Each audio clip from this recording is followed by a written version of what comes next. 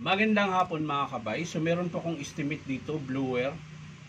Job number 39513. Ang model nito mga kabay, DWB 6800 blower ng DeWalt. Ayan.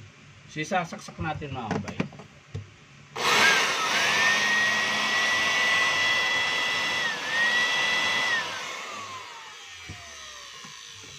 So gumagana siya mga kabay pero malakas yung siklab niya. So titingnan natin kaagad dito sa carbon mga kabay. Yan. Bubuksan natin. Baka maiksi lang o kaya naman ay may tama talaga yung armature. Ayan. So check natin yung carbon. Ayan, mahaba po yung carbon. So hindi dahil sa carbon mga kabay, dahil mahaba pa po. Minsan kasi pag maiksi na yung carbon, masiklab din yan mga kabay. Pero ito, ang haba pa. Ayan o, ang haba pa. So, ibig sabihin, hindi sa carbon ang problema. So, maaaring dito sa armature. Ayan. So, bubuksan natin ito.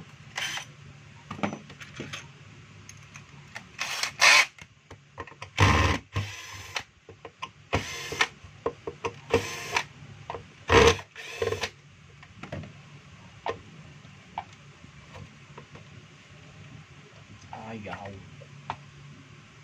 Ayan. So, ang kasunod, ito, yung pinakapan niya mga kabay. Ayan. So, pag nagbukas kayo nito mga kabay, meron po itong maliit na pin. Ayan po.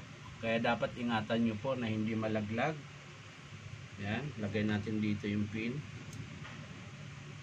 Yan. Tapos buksan po natin ito.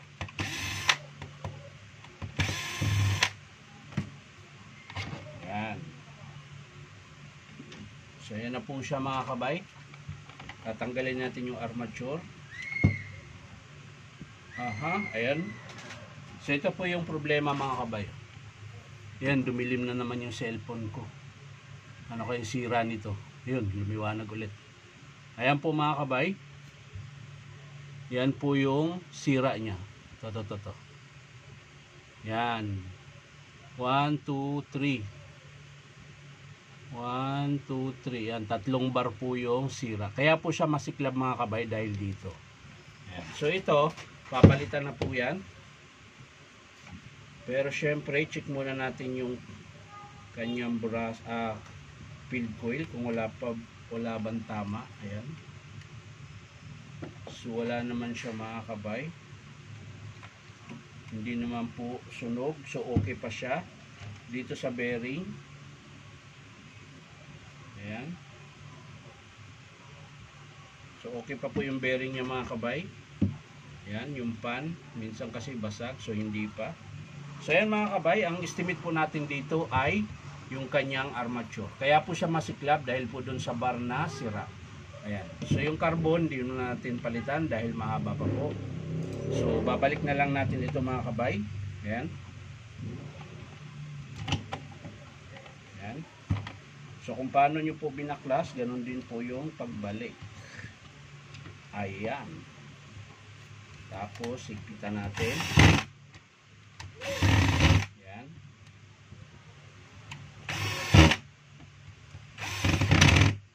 At syempre yung pin kanina mga kabay na maliit, huwag kalimutan. Ayan. Susoksok nyo lang huyan dito sa may armature. Ayan.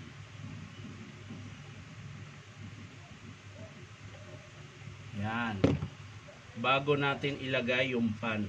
Ayan. Kasi dito po yan maglalak. Ayan. Ayan. Tapos yung kanyang nut. Ayan. Tapos higpitan natin. Ayan. So okay na mga kabay. Balik natin yung takip.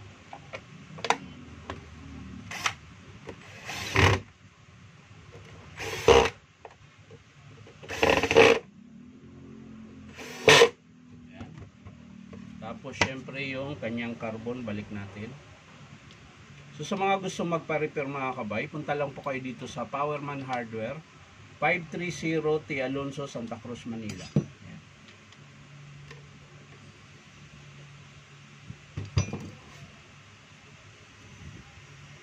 Pumunta na po kayo dito mga kabay.